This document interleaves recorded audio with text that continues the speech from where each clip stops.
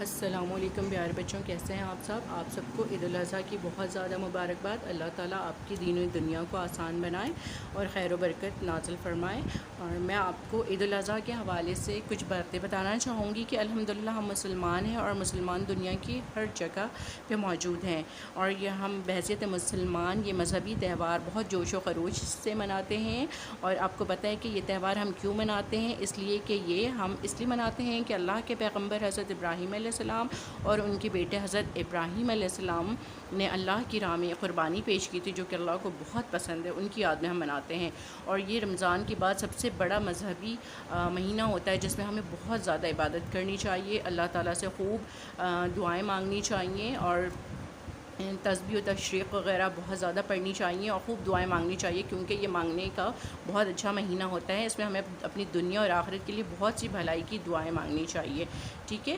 یہ ہم مسلمان جو ہے وہ عید الاضحیٰ 10 ذی الحج کو مناتے ہیں، اور جیسے کہ آپ کو پتہ ہے کہ خانہ کعبہ کی تعمیر حضرت ابراہیم علیہ السلام اور ان کے بیٹے حضرت اسماعیل علیہ السلام نے کی تھی، تو یہ ہم اس مہینے میں فریضہ حج ادا کرنے بھی جاتے ہیں، اور اللہ تعالیٰ سے بہت اپنے لیے خیر و عافیت کی دعائیں بھی مانگتے ہیں، اور اللہ تعالیٰ کو یہ عبادت بہت پسند ہے کہ یہ خالص اللہ تعالیٰ کی عبادت ہوتی ہے، ٹھیک ہے۔ میں آپ کو ایک واقعہ بتانا چاہوں گی کہ یہ حضرت ابراہیم علیہ السلام جو ہے وہ اللہ تعالیٰ کے بہت برگزیدہ پیغمبر تھے اور بہت عبادت کیا کرتے تھے۔ ایک دن وہ خواب میں انہوں نے اللہ تعالیٰ سے کلام کیا، اور اللہ تعالیٰ نے ان سے بولا کہ اے ابراہیم، اگر تو میری راہ میں اپنی سب سے چہیتی چیز قربان کر دے تو پھر جو ہے میں دیکھنا چاہتا ہوں کہ تم کیا چیز قربان کرتے ہو۔ جب وہ سو کر کے اٹھے اور اپنا خواب حضرت اسماعیل علیہ السلام کو سنایا، تو حضرت اسماعیل علیہ السلام حضرت ابراہیم علیہ السلام کے بیٹے تھے، وہ انتہائی فرما برداری سے انہوں نے بولا جی ابا جان میں حاضر ہوں۔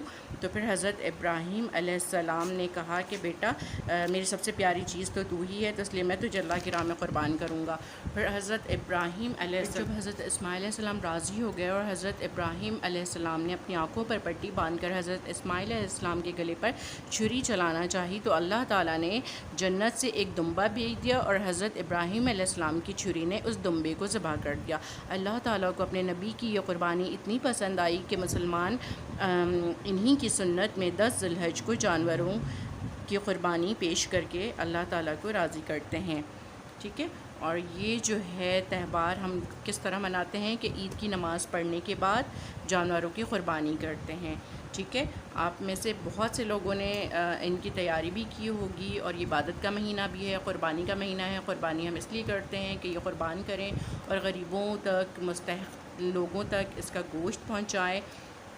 تو عید کی نماز پڑھنے کے بعد جانوروں کی قربانی کی جاتی ہے۔ عید کے دن سب کے چہروں پر خوشی ہوتی ہے۔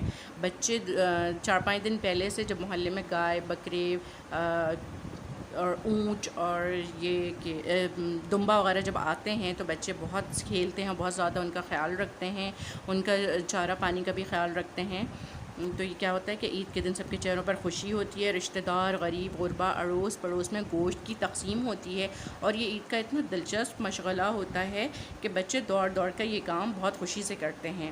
عید الاضحیٰ کا دن جہاں ہمارے لیے بہت سی خوشیاں لاتا ہے، وہاں ہمیں قربانی اور بھائی چارے کا سبق بھی ملتا ہے۔